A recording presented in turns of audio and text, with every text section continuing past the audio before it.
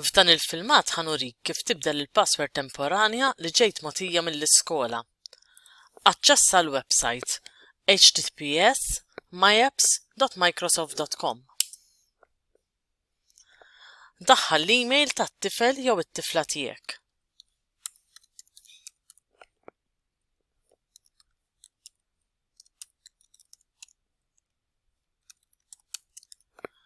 Jekk ma tafx l-email address tat-tifel jew it-tifla tiegħek, kellem lill-amministrazzjoni tal-iskola. Wara ħatafas il-buttuna Next biex iddaħħal il-password temporanja li hija student.1234.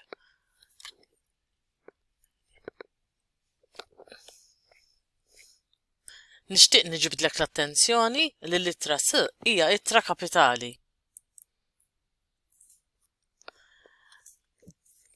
Fl-ewwel linja fejn għandek miktub current password, trid terġa' ddaħħal il-password student.1234. Fit-tieni linja ħaddaħħal password ġdida li ħadkun ħloqt int stess.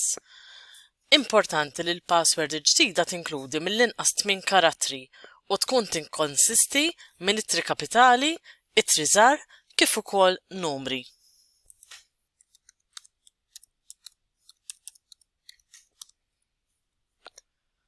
Fil-linja li jmiss, erġa' ikteb il-password li tkun għadek kemm għażilt.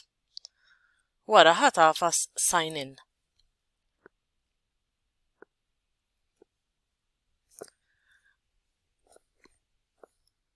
Issa ħatiġi mitlub biex iddaħħal xi dettalji personali tiegħek biex f'każ li tinsa l-password tkun tista' titlob password ġdida.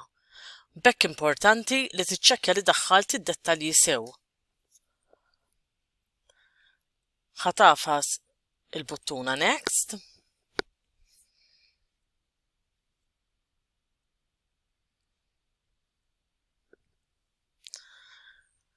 Ara li tagħżel lil Malta bħala reġjun.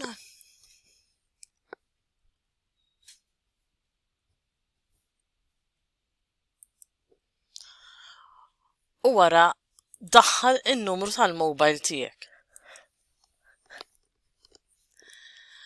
Wara ħatagħżel Text me a code u ħatiklikja fuq il-buttuna Next. Kif tagħmel dan il-proċess, ħatirċievi message li jkun fih 6 numri bħala kodiċi. Dan il-message ħajntbagħat fuq il-mobile tiegħek.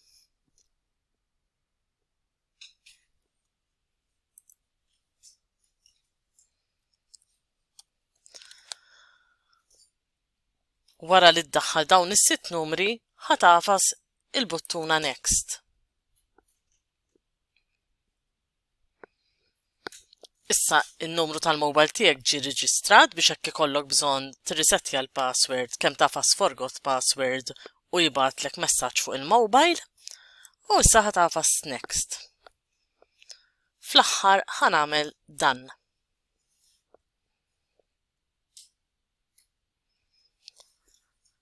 ħajsaqsini jekk I want to be signed in, ħanamillu no, u hekk issa għandi aċċess għal My Apps tiegħi.